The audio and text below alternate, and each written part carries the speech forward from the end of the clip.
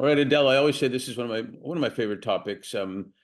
Influencers. Sometimes they come in a second, sometimes they come in a lifetime.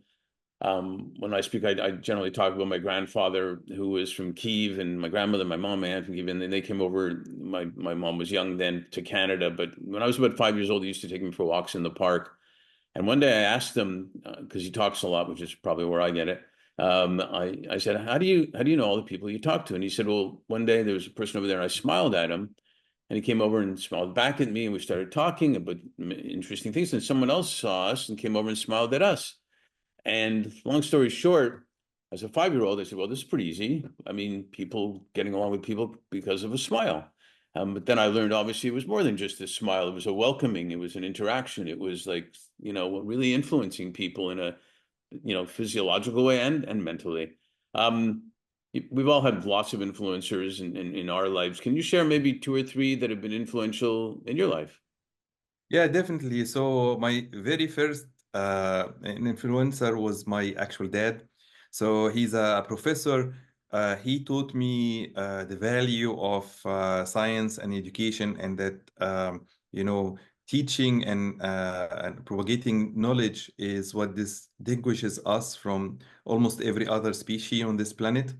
And then seeing him kind of like selflessly working day in and day out, helping others to achieve their goals was really a big factor in my life. And when he get a windfall, instead of buying stuff that helped him, he rather invest that in his kids' future. So he got me the first PC, of course, and that changed my life through that. And he helped me with all my crazy endeavors. So I owe him a lot with that. And then the other influencer in my life is Bobby Frist. Hmm. So he's the CEO and founder of uh, HealthStream. So he's always open, always caring. I learned from him how to care to others and to the people that works with you.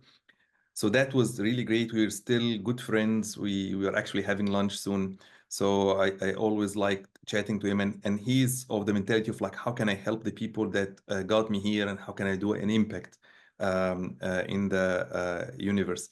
And I've had a lot of other influencers in my life between Tim Draper and others that showed me how to actually create capitalistic systems and how to invest and so forth.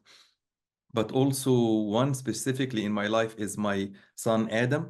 because seeing what he goes through helped me understand that we are all lucky if you have your health, if you have your cognitive abilities.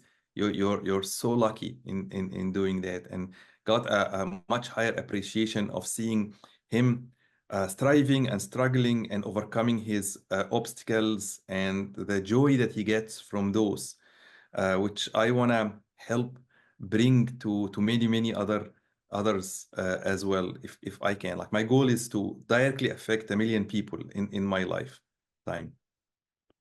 Yeah, that's beautiful. And well, you've influenced me, in the what short time, which doesn't seem short, it seems wonderful time that I've gotten to know you. And I think you're right. I think we should realize that we're always influencing people ourselves, sometimes, maybe most times, not even knowing it. And we have a choice to be positive or negative, and seems to be it's an easy choice if we really want to. So thanks so much for sharing that. Really cool.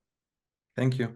And I wanna add one thing to everybody that listening here is that you are an influencer by yourself. You have an ecosystem, people around you. So all your actions help other, and it's your choice. Help them this way, help them that way. So instead of putting it off, just do one action a day, one action a week. Right. That would help, because the sum of your actions years down the road, you look at it and it's like you helped a village. And there's a movie once, Mr. Holland's Opus, Richard Dreyfuss, and he's a teacher, and they show him near the end of the movie how many people he really did impact, Yeah. or somebody like a Nicholas Hinton.